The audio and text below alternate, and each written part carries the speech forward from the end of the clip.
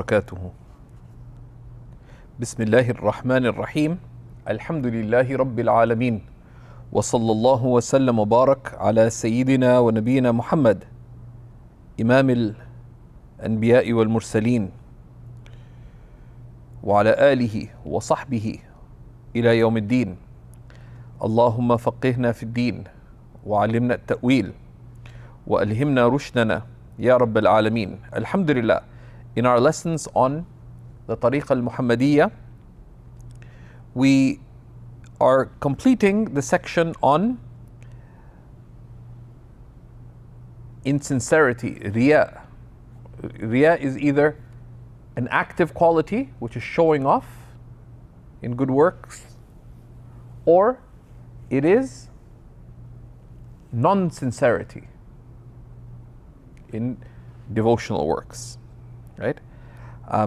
And the Tariqa al-Muhammadiyya has a very thorough look at this. Why? Because the basis of fulfilling the divine command is that we do not fully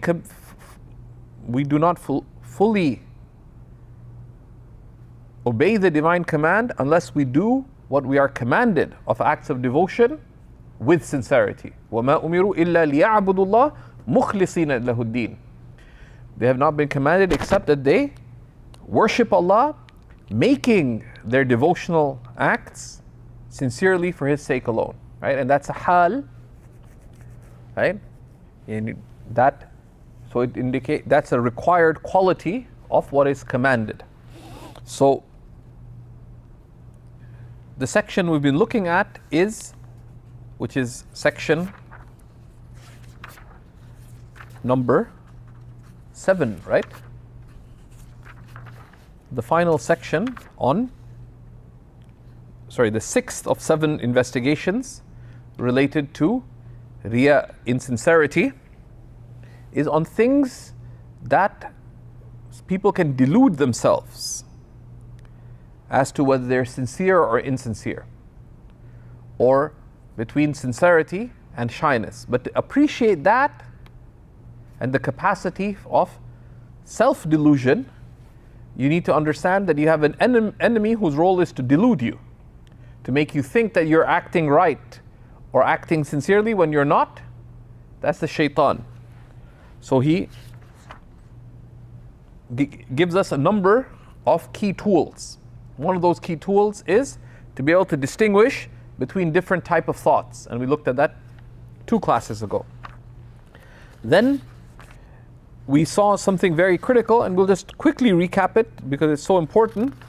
It is that he has this beautiful summation, and we covered it last class, that the shaitan, so we saw what is the nature of inspirations. The inspirations can be divine, angelic, selfish, or satanic. But then how does the shaitan inspire us? You said the shaitan, or how does he deceive us? Right? So he said there's 7. Right? The first trick is that he just convinces us not to. He inspires to us to leave an act of obedience. There's something of the good, whether obligatory or recommended, not to do it. Right? That's the simplest trick. And one of the habits with that is that they say anytime you get an inspiration to do something of the good, that's clearly good, then do it and don't delay it. If you're walking past a homeless person and you get inspiration, let me help them out. Give immediately. Right? And we'll take this situation, right? Why? Because if he can't get you not to do it, then the next trick is to delay it, tasweef. And there's all kinds of ways he'll delay it. Said, you know what? I just have $1 on me. I'll go to the bank, withdraw some money, I'll come back after lunch, after work, and give him a 20. What happens? You'll forget. So they say, One of the ways of avoiding, there's many other ways, but in this case, said if you get an inspiration to do the good, do it immediately. And if the shaitan says, well, do it later as well. The second trick is to put it off. And there's all kinds of ways to put it off. The third is, if he can't convince you to leave it or delay it, is to be hasty with it. Ajala. You're going to pray? Okay, pray, but hurry because you got to get back to work. And would rushing the prayer really delay you from working? No. Because after you prayed, could you go make coffee? Yeah. Could you go to the toilet? Yeah. Could you just do your sunnahs? Yeah. Right? But we get deluded into that. Right? So don't do it, delay it, hasten it. That's the third. The fourth is, okay, you say, no, I'm going to do it properly. So if you're going to do it properly, might as well show off. Say, subhanallah, it feels so good after you pray. Especially when you do your sunnahs. Right? Right? So you might as well make it count, right? So, directly or indirectly. Alhamdulillah. Like, do you really have to say Alhamdulillah out loud? And maybe you did. It's just a natural thing. You just have to be careful. Convince you to show off. Right? And that's where you have to remember that the only person whose approval you seek is Allah subhanahu wa ta'ala. Can convince you to show off. The fifth trick is to become conceited. Ujb. Where you're not seeking the praise and approval of others, but you have self-praise. That was so good. I've nailed the sunnah. Right? That can be worse than showing off to others. Because sometimes if you show off to others, you feel like a loser. Like, you should praise yourself. That ujb, that conceit can be even worse. And they say it can be closer to achieving takabbur. Right? Because if you inflate your sense of self enough, then you'll start looking down on others, etc. And we saw how one deals with each in detail last time. If he can't convince you to be conceited, then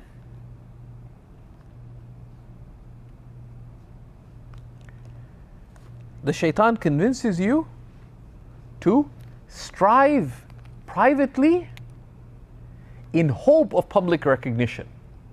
And that too is insincere. Right? So no, pray at night. People will notice that you're tired by day. And they'll recognize that you pray. Pray in the basement, and people will find out. And they'll follow you.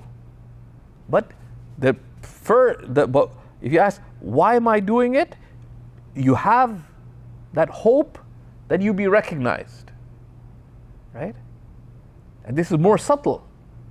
Right? Then no, pray really well. Because then if you pray well at home, when you pray in public, one day they'll know your worth. That's also insincere. And we've taken that if you pray well at home and publicly, and you have the sincere intention of being an example of good for others for the sake of Allah, that's a good intention. If the first intention is for Allah, then they can be good secondary intentions. Then no, I want to be وَجَعَلْنَا لِلْمُتَّقِينَ إِمَامًا, make us exemplars for the people of virtue, or the people of mindfulness. Then their seventh, more subtle thing, he doesn't convince you even secretly to aspire to be noticed by others. Then he'll mess with your belief system. Right? That's the seventh trick of the devil. ثُمَّ يَقُولُ, and that we'll repeat from here. So no, we took this, right? That will convince you that, look, if I was created of the people of paradise, of felicity, then Allah will make me enter there. Why do I have to act? Why do I have to act? And if I'm damned, my good deeds won't help me. Right? So it gets you, sort of positions you between divine decree and human responsibility. And the answer is, we affirm both. That everything is by the decree of Allah, but my Lord has made me morally responsible. And the Prophet ﷺ said, "i'malu فَكُلٌّ مُيَسَّرٌ لِمَا خُلِقَ مِنْ أَجْلِهِ." Act. Because the Sahaba asked the Prophet that if everything is destined, then what's the purpose of action? He said, act. فَكُلٌّ مُيَسَّرٌ لِمَا خُلِقَ مِنْ أَجْلِهِ. أو كما قال صلى الله عليه وسلم. Act, for everyone will be facilitated for what they were created for. Because Allah's destiny for you, His decree, His qada, is in accordance with what He knows in eternity will be your temporal choices. Because Allah's destiny is not before time, it's outside of time. Okay? And how that works, that's one of the mysteries of creation. But we affirm both realities. So don't let the shaitan get to you there. Right?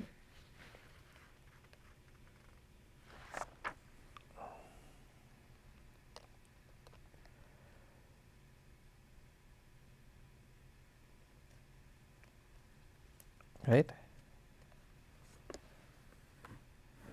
So, right? So he tells us how to remind ourselves, right? And where did we stop? Ask these guys.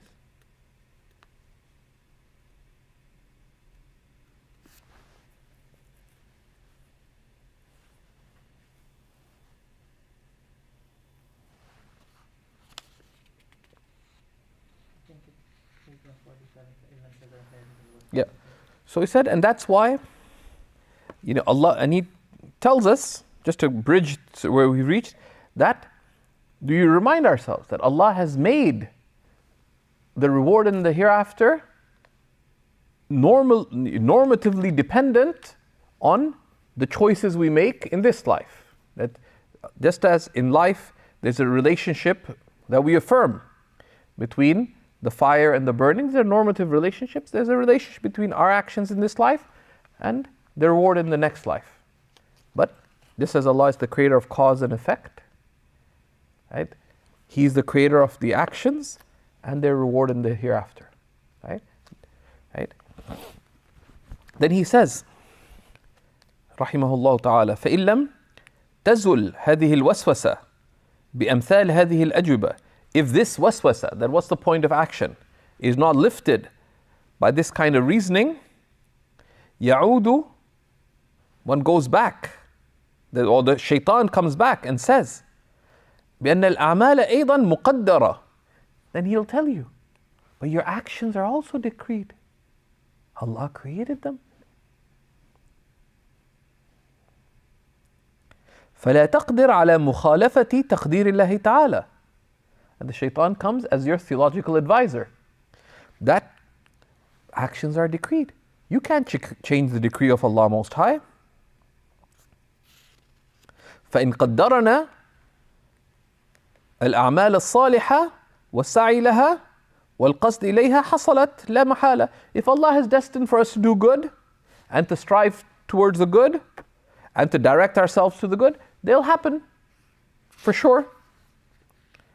وَإِن لَمْ يُقَدِّرْ, and if Allah did not destine the good for us, استحال وجودها, then it's impossible that those actions happen. فَنَحْنُ مَجْبُورُونَ. The shaitan will give you theological, delusion that, so therefore we have no choice. Okay? على العمل والترك. We have no choice whether to act or not to act. فَلَا يُفِيدُ الْقِيلُ وَالْقَالُ. So all this prattle is not of any benefit. Right? Right? And one of the ways of dealing with this, right? One is, the Prophet ﷺ said that, the shaitan will continue to give us waswasa about Allah's creation till one day he'll ask, so who created Allah? And what do you say there? You just say, Amantu billah. I believe in Allah. Why? That there's a certain point where waswasa reaches, we just have to put your foot down. Right? Because there's an argument. No, Allah is the necessary existence, etc. But when the argument reaches the absurd, you just have to go back to the fundamental truths and remind yourself, Amantu billah, and remind yourself why you believe in Allah. That's number one. Number two, Imam Abu Hanifa said that anytime, if you have any confusion about a fundamental matter of religion, immediately affirm, I have full, I accept what is the truth with Allah. And then you must immediately go and take the sound means of removing that confusion. You get confused about qada and qadr. Don't just try to figure it out yourself. Right? Because the nature of the shaitan and his waswasa is that he has a big bag of tricks. And the human being weak is very susceptible. Once you open the door of listening to doubts, they'll come from all kinds of directions. And the shaitan sucker punches. Right? You had 3 doubts you're dealing with, and you address A, B, C. He doesn't play fair. Then he sucker punches you right from the back of your head. And that's where the only way to deal when doubts are coming from somewhere, don't busy yourself with the doubts. But you have to go back and extinguish the doubt. Right? Right? If a fire keeps burning, you don't keep just extinguishing at some point you have to go and deal with the source of the fire. Otherwise it'll keep burning and burning till nothing remains. Right? So, now here, Imam al-Birgivi gets a little bit unfair, but let's see. Right? Imam al-Birgivi was also a great Maturidi theologian, so he explains. فَقُلْ, if the shaitan gives this delusion, this doubt about, if everything's destined by Allah, then what's the point? Then your actions are destined. Whatever is destined will happen. Don't bother. He says, فَقُلْ إِنَّ اللَّهَ تَعَالَى وَإِنْ كَانَ خَالِقَ أَفْعَالِ الْعِبَادِ كُلِّهَا وغيرها وخالق غيرها لا خالق غيره لكن للعباد اختيارات جزئية وإرادات قلبية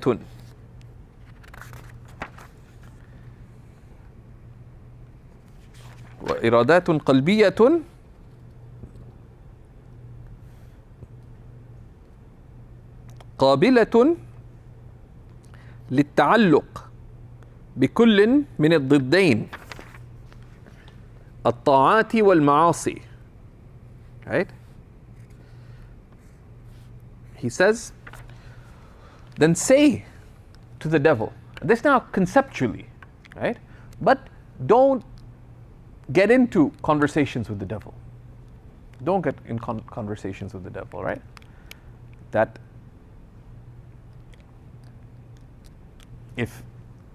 if he takes it into the theological realm, one is go back to the fundamentals, right?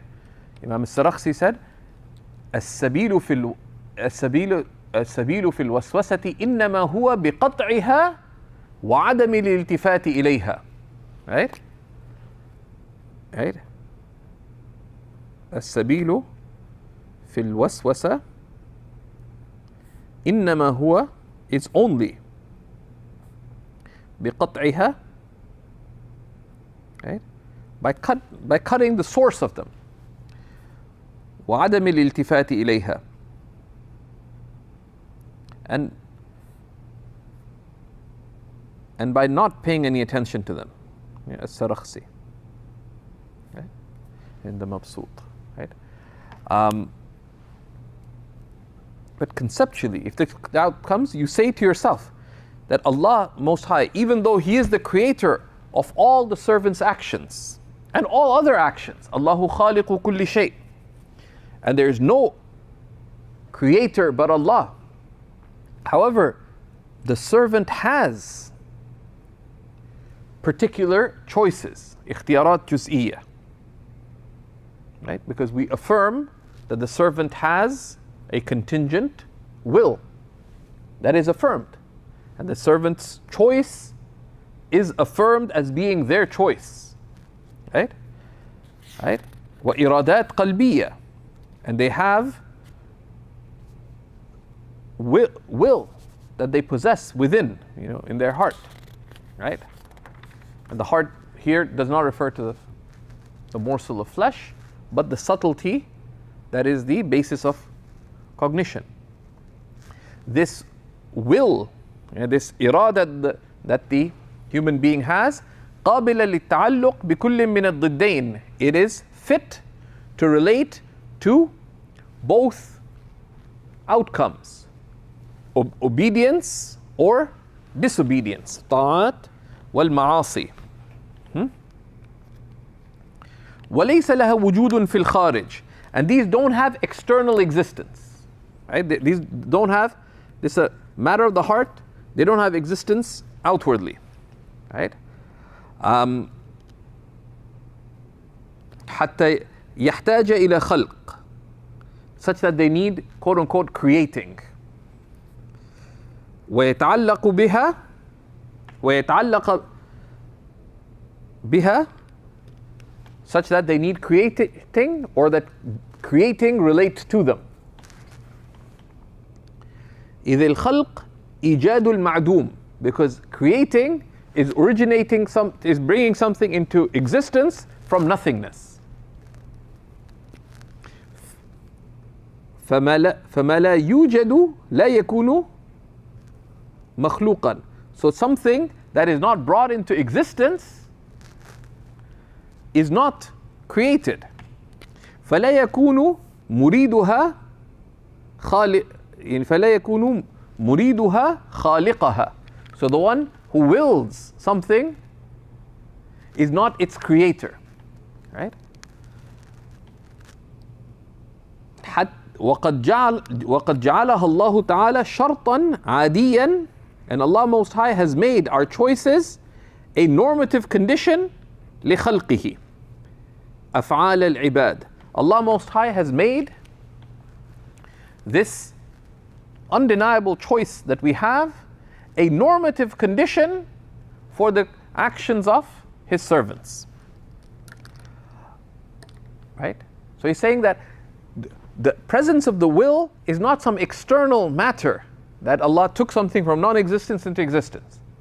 That yes, while He has created you and He is sustaining you, the fact that you have a will, and at the point of choosing, you direct your will, He has created you and He's created the action, but that will is affirmed, right? And the relationship between your will and the resultant action is a shart adi. It's a normative condition, just like typically burning requires a fire. So we affirm that the fire is a normative condition for burning, such that nobody would accept that, okay, this is burning. Where did the fire come from? So just self-combusted. You wouldn't believe it. Why? Now, is it rationally possible for this table to just self-combust? Aqlan? Say yeah, it's possible. Could be a miracle. Right? But would you believe that claim? No. You need sufficient evidence. You don't have to claim, right? That someone tells you anything I look at burns on its own. They're a good person, I believe them. That's gullible. Similarly, now the Maturidis, they're fearful. So the Maturidis, and Imam al-Birgivi is very much Maturidi, emphasize the fact, they emphasized in this divine decree and human responsibility, they emphasized the point of choice. They call it the irada al-juz'iyya, right? And this is not a theology class, but they put the focus that no, that choice is the servants, but they do not create their action. The creator is Allah, but they emphasize that you do have that choice, right? Just as we do affirm that there's a fire and there's a normative relationship between it and burning, but they put the emphasis in how they present on that. Why? Because they look at it as fuqaha. That if you emphasize the metaphysical reality that Allah is the creator of all things, you open the door to what? To people being deluded that therefore I don't have choice. Which is a wrong thing to say. But the door is open. And you allow the window to remain unlocked to the creeping in of the shaitan. So they say, the servant has. So they frame it in a legally tight way. Then, in some of the differences between the theological schools, etc., certainly in the mainstream, there are matters of what's called tadqiq. That, okay, in laying down the limit between one theological understanding and the other. So when you're laying down the limit between two positions, you're going to overstate your case to make your point. But you have to sort of deal with these with a cup of cool iced tea. That we have to take it easy on these things, right? Because this is it's from this perspective. Because if you look at it from the perspective of the Maturidis, the danger of emphasizing the absoluteness of the divine decree is that people could easily fall into this trap of denying human response, of thinking that, well, then I'm not really responsible, or slacking off, right? And they say this is one of the dangers of people if they achieve a certain degree of spiritual consciousness, that they won't say, if you ask them, are you responsible for your actions? Of course, yes. But unconsciously, they slack off because everything's in the hands of Allah, right? And there's a danger of sort of unconscious determinism, unconscious fatalism. But so from the Maturidis, who are very much the fuqaha of this millah, the way Imam al-Tahawi puts in the beginning of the Aqidah, هذا بيان اعتقاد أهل السنة والجماعة على طريقة فقهاء هذه الملة. This is an exposition of the beliefs of أهل السنة والجماعة according to the way of the jurists, the fuqaha, the legal scholars, Abi Hanifa al-Nu'man and Abu Yusuf and Muhammad al-Hasan. So their concern is that yes, we want to affirm, we affirm that Allah is the creator of all things, but the servant has a will by which they choose. Like, we want to make this point where no ifs and buts, and don't threaten this point. The Ash'aris are trying to make the case not so much against the Maturidis, against the Mu'tazila, who say no, the servant creates their own action. They say Allahu they put the emphasis on Allah is the creator of everything. But both things are true. Both things are true. It's a matter of which one you're emphasizing out of which concern. But we affirm safety is in affirming both realities. And in that sense, the difference between the Ash'aris and the Maturidis on this is more subtle than what will be presented in a moment, inshallah. Which is why Shaykh Abdurrahman al-Shaghuri had a beautiful statement. He said, with respect to he said,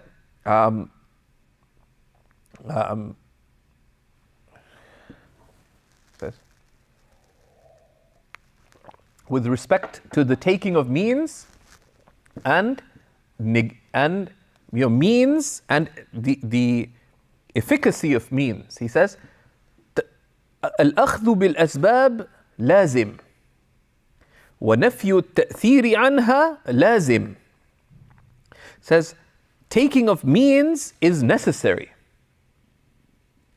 and negating their efficacy is necessary. Negating their efficacy meaning it's not the means that create the ends. It says, فَمَنْ تَرَكَ الْأَسْبَابِ فَقَدْ عَطَّلَ الْحِكْمَ الْإِلَهِيَّةِ. Because the one who leaves taking means is denying divine wisdom.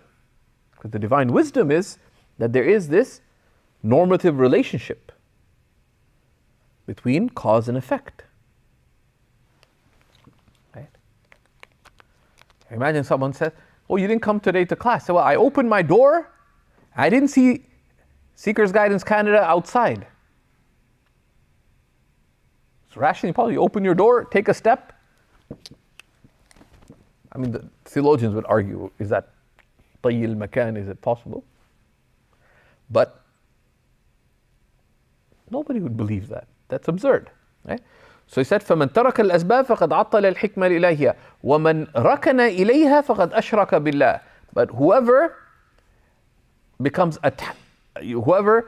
depends on the means has associated partners with Allah. I mean, whoever affirms the efficacy of means has associated partners with Allah.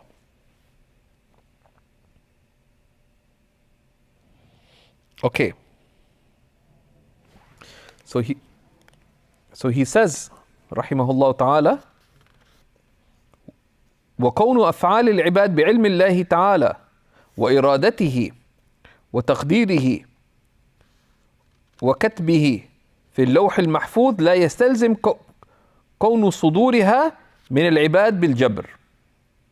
That's the next expression, right?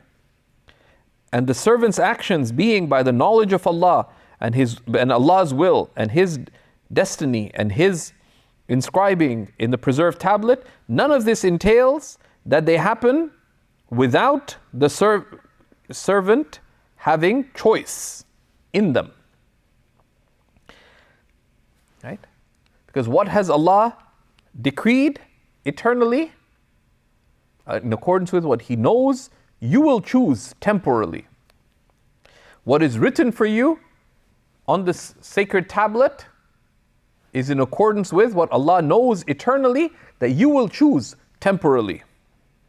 None of that negates, none of that affirms determinism on you. Meaning none of it negates your having the very specific reality of your choice. كما إذا علم زيد جميع ما يفعله عمرو يوما من الأيام فأراده وكتبه في قرطاس فهل يكون عمرو في فعله مجبورا من زيد?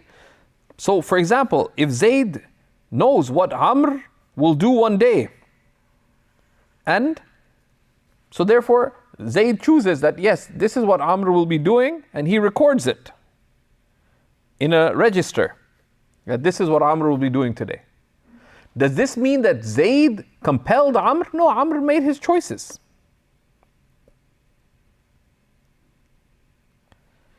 وهل يكون له أن يقول لزيد, and can Amr then say to Zayd, who knew that what he'd be doing that day, right?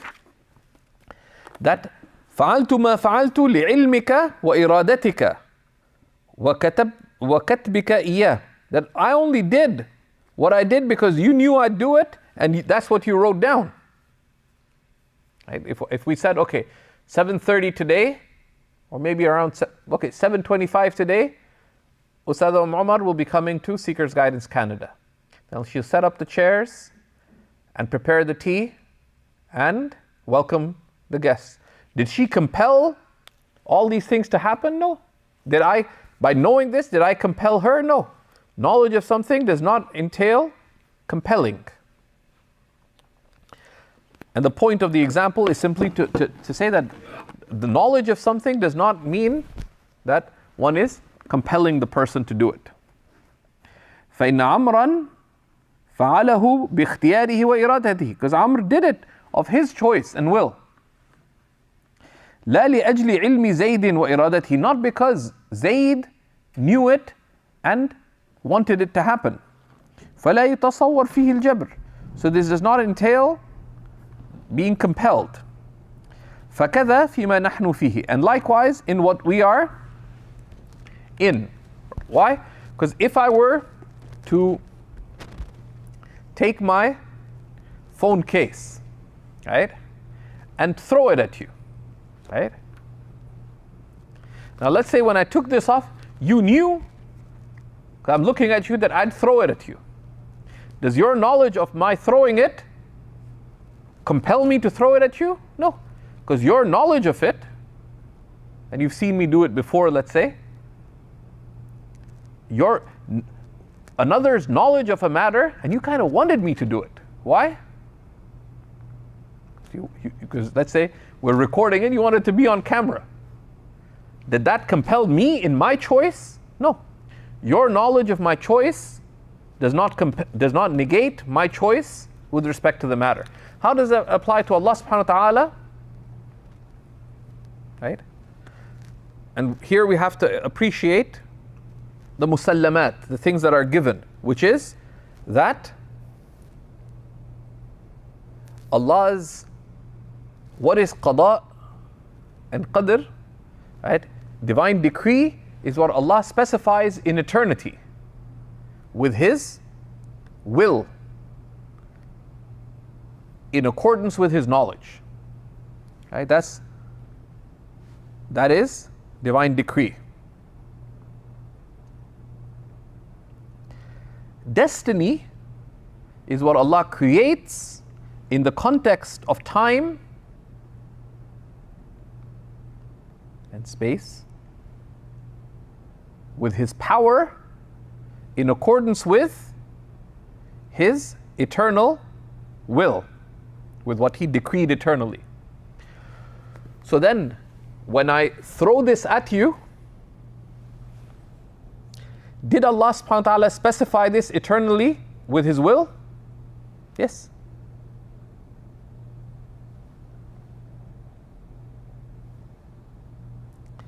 When it happened, was it destined? Yes, because it happened. Who created the action? Right? What is destiny? When things happen, that's destiny unfolding. That's what Allah creates with His power in the context of time and space, in accordance with His will. This whole example is to focus on the reality that the fact that Allah created the action in the context of time and space, that's destiny unfolding. That is in accordance with what He willed eternally. Does that mean that I was compelled to do it? No, why? Because what does Allah will eternally? In accordance with His knowledge. What does Allah's knowledge do?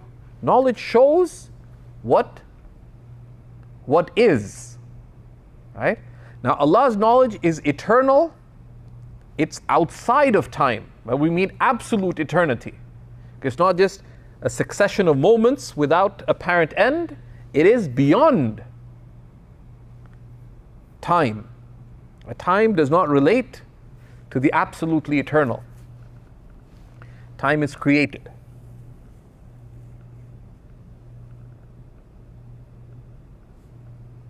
Right?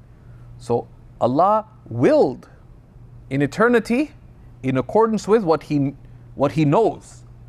So Allah knows in eternity the contingent choices that we would make. So His knowledge of them in no way compelled me to do it. Because the order, because we see that, okay, this action happened. Allah willed it, Allah chose it. But we're reasoning backwards. The logical sequence of it is what? Allah knows it, He wills it, He creates it. What does Allah know with respect to our actions? He knows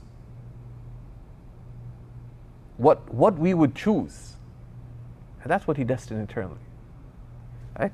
He knows our choices, He willed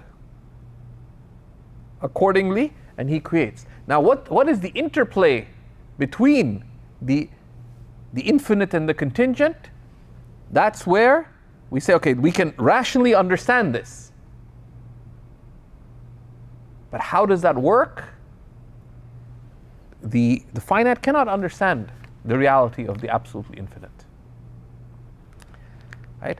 But if one understands it, and this is discussed in more detail by the theologians, right?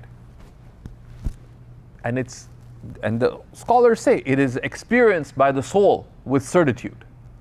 Right? The intellect can say, yes, I can see that A is sound, B is sound. Okay, when I did this, this is created by Allah with His power in the context of time. It was in accordance with what Allah willed eternally. And Allah willed in accordance with His knowledge. It all makes sense.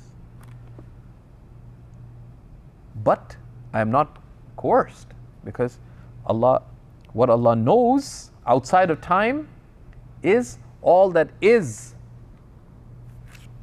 all the necessary, possible, and impossible, eternally. So Allah knows our choices and willed accordingly. So we affirm both qada and qadr and the reality of the human choice. And Allah's knowledge of it does not negate our choice of it. So He says, فَتَدَبَّرْ وَكُنْ مِنَ الشَّاكِرِينَ. So reflect and be of the grateful. That because gratitude is in accordance with blessings. Right? Right?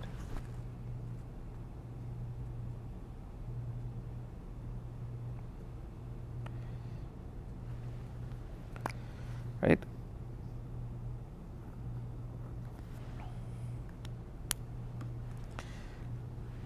Then he sort of, right? He says, وَهَذَا الْجَوَابِ هُوَ الْحَاسِمُ لِهَذِهِ الْوَسْوَسَةِ. This response is what extinguishes this waswasa of what's the point of actions. وَمَعْنَى قَوْلِ السَّلَفِ. And this is the meaning of what the early Muslims said, right? لَا جَبْرَ وَلَا تَفْوِيض. That there is no determinism, right? And jabr means nafyu al-ikhtiyar. There is no negation of human choice. وَلَا تَفْوِيض. Nor is there affirmation of, nor are matters left to the human being. Meaning that the human being is not independent in their choices, such that their choices and their ability creates their actions.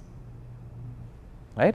There is no determinism nor complete, we can say tafweed, nor matters are left free to the will of the servant. So there's no determinism nor free will. لكن أمر بين أمرين, but a matter between these two. Right? Meaning that we affirm. We don't, so do we affirm determinism or free will? We say neither. Right? We affirm, on the one hand, Allah is the creator of all things. On the other hand, we affirm the human being has the capacity, a God-given capacity to choose. And that choice, which is affirmed, it's experienced, right? We experience it, we can rationally confirm that it's there. Because we just, by observation, and the scholars have built, you can look at, reason from this observation, and you can, from that, come to a reasonable thing that assuming that that reality is knowable, that by observation you can be pretty sure that people do make choices, right? Someone starts saying, if someone goes to jail, said they didn't have a choice. That's just how they are, right? All of human society would just crumble. Someone really believes that, they steal their wallet. That is jabr, right? And they'll say no. They say no, right?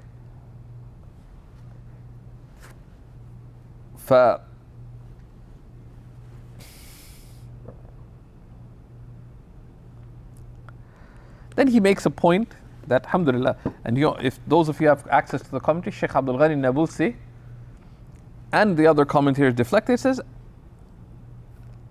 أما على قول الأشعري القائل بالجبر المتوسط, as for, according to the opinion of Imam al-Ash'ari radiyallahu ta'ala anhu, who said that there is intermediate determinism, الجبر المتوسط, أعني كون أفعال العباد باختيارهم لا بالاضطرار كما يقول الجبرية فإنه جبر محض.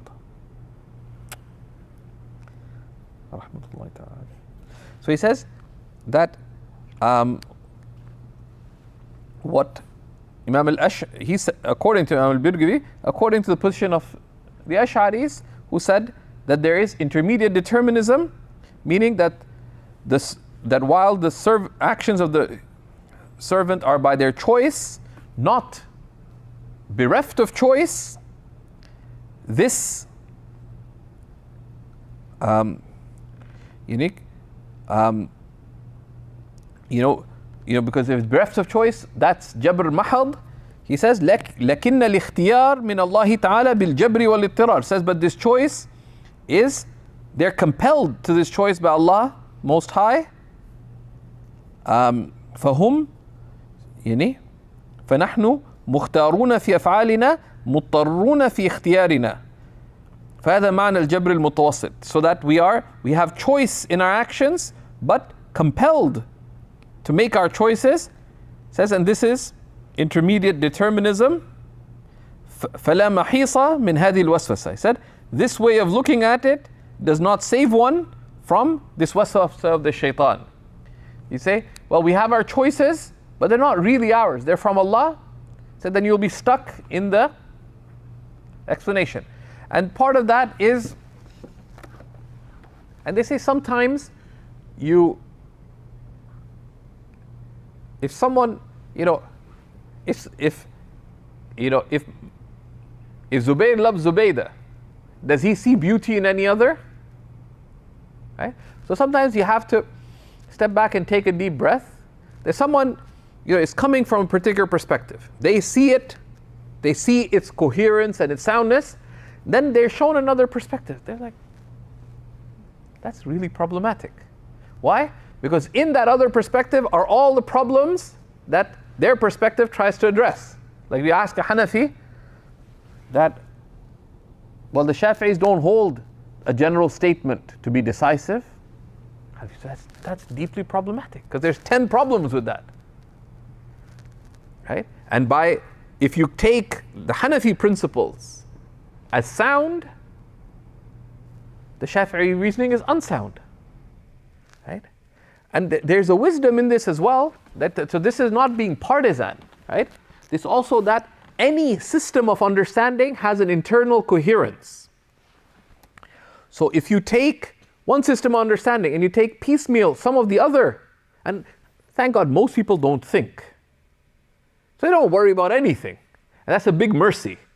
Because a lot of people, if you just actually stopped and did an intellectual auditing of what they believe and gave them an intellectual audit of what they believed, they say, I probably shouldn't believe, should I? And don't do that, because that's harm. Right? Heedlessness is a great merit. You just get on with life and say, yeah, I believe. Why? I don't know. Because I do. Right? But intellectually, one of the harms of sort of yeah, well, I'll take something from here and something from there. When you piece together your understanding, what happens? There's incoherence in what was pieced together, right? In that if you take some Ash'ari ideas, some Maturidi ideas, you put them together, you take some literalist ideas, some ideas from here, put them together, and if you were to actually think, they may not all fit together, right? And you may not know how to address them. We don't need to go into a defense of the Ash'ari position. It says, وَهُوَ مُخَالِفْ لِقَوْلِ السَّلَفِ, and this goes against what the Salaf said, right? It says this is the Ash'ari position, if understood, looking from a Maturidi vantage point. It says, إِذْ لَا فَرْقَ بَيْنَهُ وَبَيْنَ الْجَبْرِ الْمَحْضِ فِي الْحَقِيقَةِ, because there's no difference between this understanding and complete determinism in reality.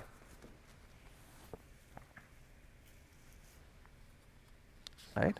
If presented in this way. Right? If you're Maturidi and you just take the apparent presentation of the Ash'ari say, you'll be susceptible to doubts.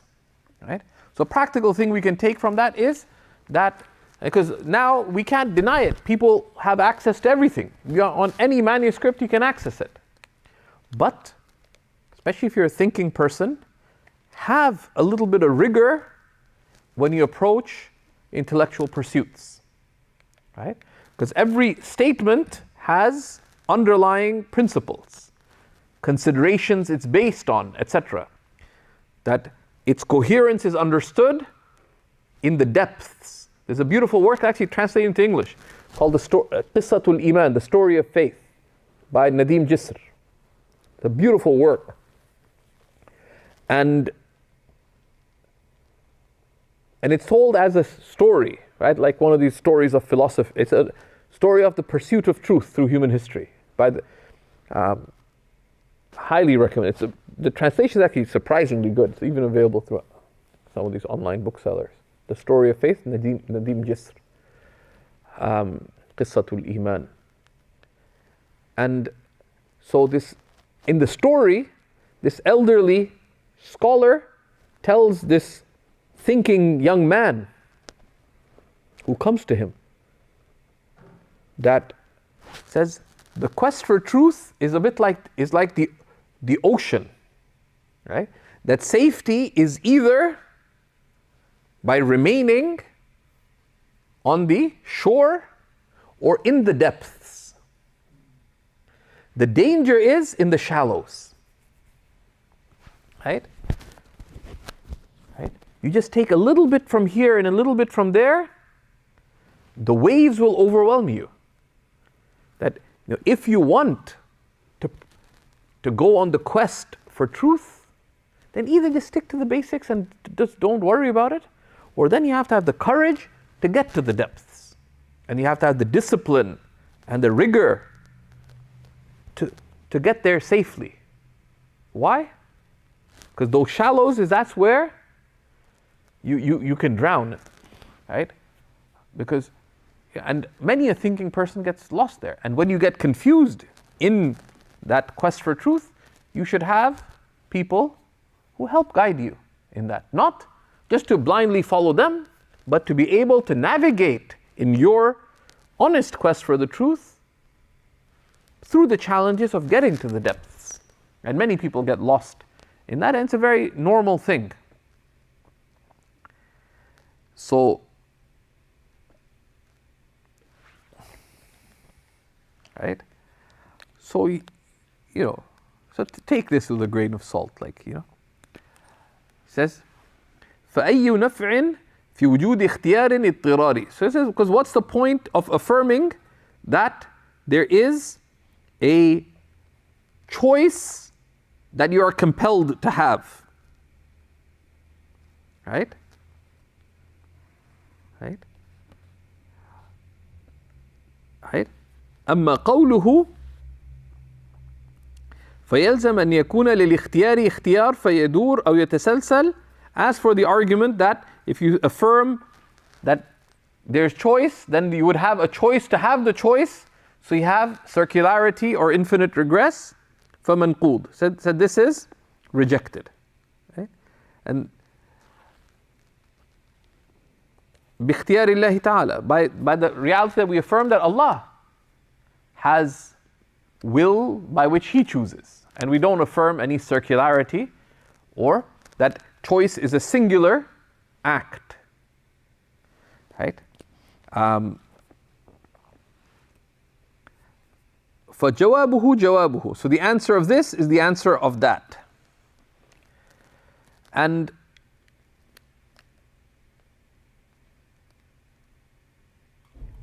وحله أن المختار إن كان قصدا وأصالة فلا بد من اختيار مغاير له سابق عليه بالضرورة، أما إذا كان ضمنا وتبعا فلا. Right? And the solution, like if the servant had their choice, then there would be circularity or infinite regress. That the choice, if it is absolute and independent, then it requires a choice distinct from it that precedes it necessarily. But if it is a contingent choice, then it does not require a choice to precede it. But بل يكون اختيار المقصود اختيارا لنفسه.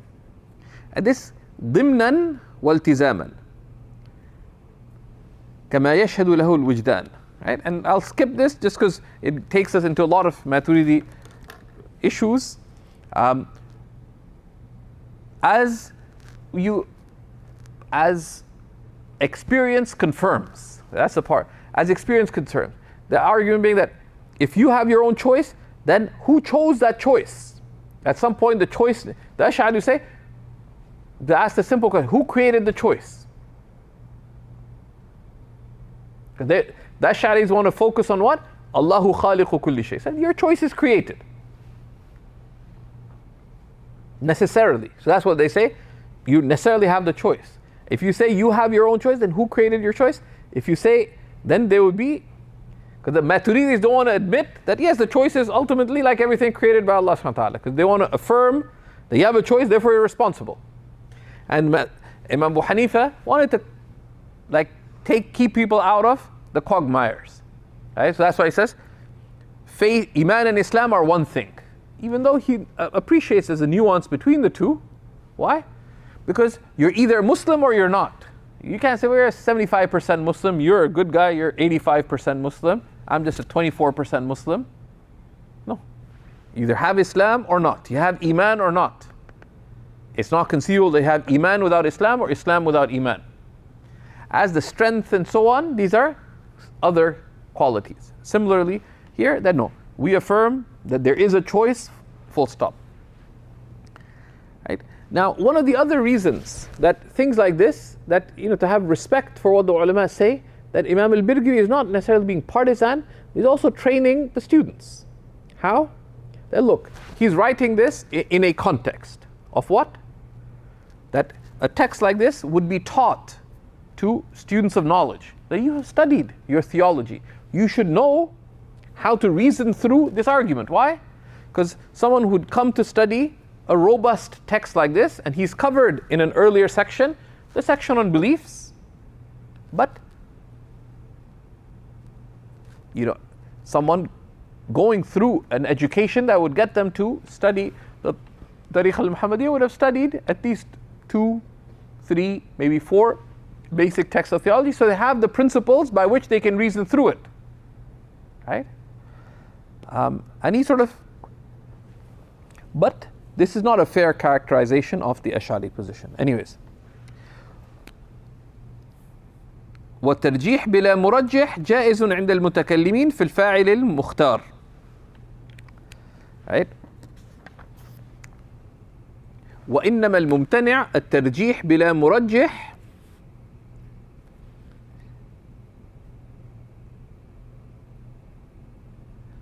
فيجوز أن يتعلق الإرادة بشيء بلا مرجح وداع.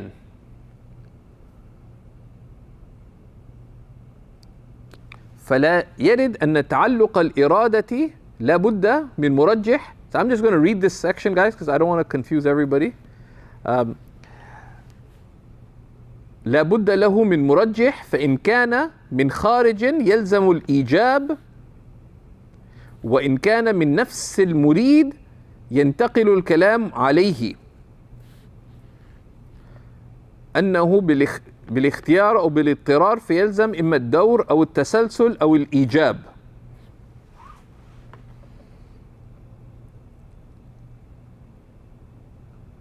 فإذا تمهدت هذه المقدمة فلنشرع في المقصود. So said if we take these principles that he laid out, which we're not translating, فلنشرع في المقصود, right?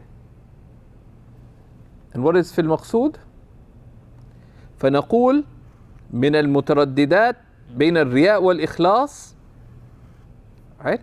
So now he'll bring us to the purpose. That what are the things that are between sincerity and insincerity, right? That's what we look at next. That you need to understand that you have different types of inspirations that come to you, and how to distinguish what is a divine inspiration, one that is pure and clear, it relates to faith and certitude, and he gave the signs. What is an angelic inspiration? That calls you to do the good, and it has certain characteristics that he talked about. What is a personal inclination, and especially one that is of the lower self, of one's desires and whims? And what's a devilish inspiration? And one of the ways to distinguish between them is assess its consequence, right? That what is the consequence, what is it calling me to, and what is the consequence of what it is calling me to. مَنْ رَاقَبَ الْعَوَاقِبَ سَلِمْ.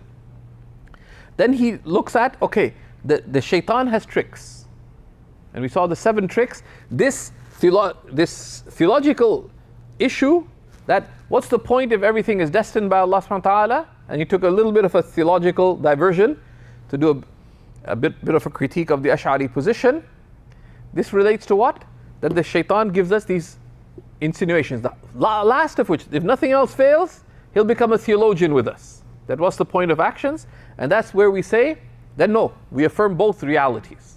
Allahu khaliqu kulli shay. Allah is the creator of all things, and the one who is the creator of all things has commanded and prohibited and told me that I'm morally responsible, right? And there you review your study of theology, so you find yourself confused about how come I have choice, right? No, only a fool would go into battle unarmed,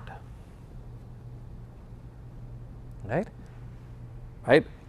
So there you say, okay, I have these questions. You can either just seek a specialist, right? That, okay, I have these questions, but seek someone who really knows that help me answer these.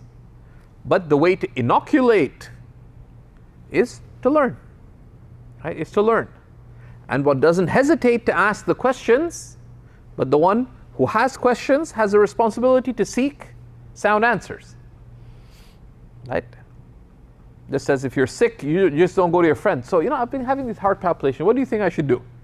Says, let me grab the knife. Let's see what's going on inside. Okay? I'm morally culpable, and you'd be morally culpable for stabbing me with a knife to see what's going on in my heart. Right? Neither party is acting responsibly. So if we have questions of faith that has to do with my eternal salvation, you go to the requisite specialist. You wouldn't trust your family doctor when it comes to very sensitive heart matters. You go to a specialized doctor, or you get a referral. Similarly, in religious matters, not every religious question can everybody answer. So now given these two, there are a number of issues that are between sincerity and insincerity, and that's what he's going to look at. That to really know sincerity. And insincerity, you have to know your khawatir. And there's an excellent book by one of the great scholars of the Ba'alawi tradition called Al-Arfu al-Atir fi Ma'rifat al-Khawatir. The great scholars of Islamic spirituality talked about the science of thoughts, how thoughts arise, and how to distinguish what kind of thought you're having, right? What kind of inspiration are you having? And this work is actually, and al-Muhasibi talked about the basis of taking oneself to account is to know what kind of thought is this? What is it, what is its source? What is it calling me to? What is its consequence? And how to deal with your thoughts. And the great scholars of spirituality, Imam al-Muhasibi, al-Qushayri, al-Ghazali, Imam Zarruq, and the other great masters of spirituality talked about this at length. And this work, it's got a very strange English title, but it's a good translation. What's it called? The perfume, Al-Arful Atir. It's called the perfumed nectar in distinguishing thoughts, distinguishing inspirations. Right? If you ever translate something, use clear titles, because colorful titles don't work, subtle titles don't work for the modern mind. And you can just say, understanding our thoughts and inspirations, and then give it whatever title underneath, right? Just make a. So this is translated into English, and those who'd like to know more about it, we have a few resources on Seekers about this, but this work,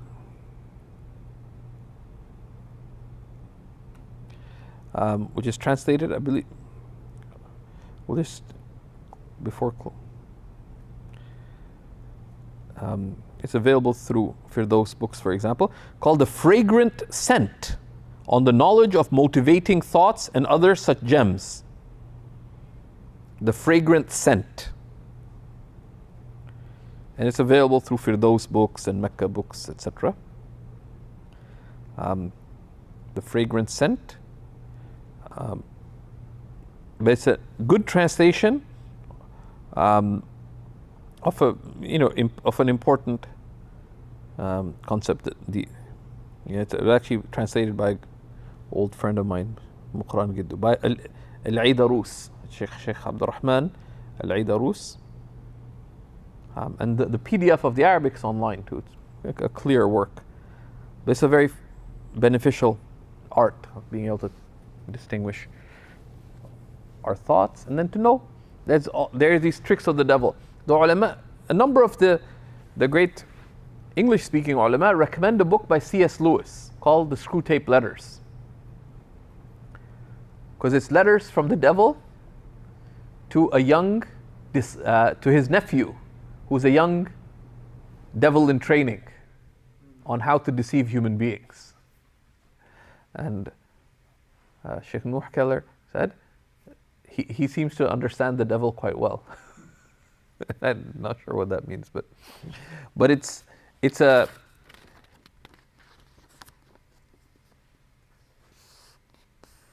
but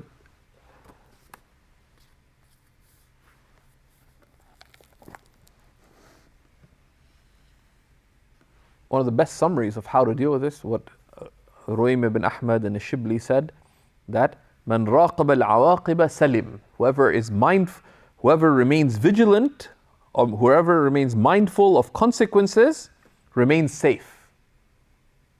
You get a thought, what is the consequence? Sometimes it's clear. A divine inspiration doesn't require thinking of consequence. Right? You get a thought of pure faith, right? That subhanAllah, everything's in the hands of Allah. Right? It doesn't require anything. But you want to give in charity? Is there any harmful consequence to it? There's good. Do it. Right? But then you get a thought, you know what? You withdrew all your paycheck in cash because you decide to follow an accounting system where you keep things in envelopes. Because your whole month, you still have to pay rent, you have to pay for the meher installment payments, and a whole bunch of expenses.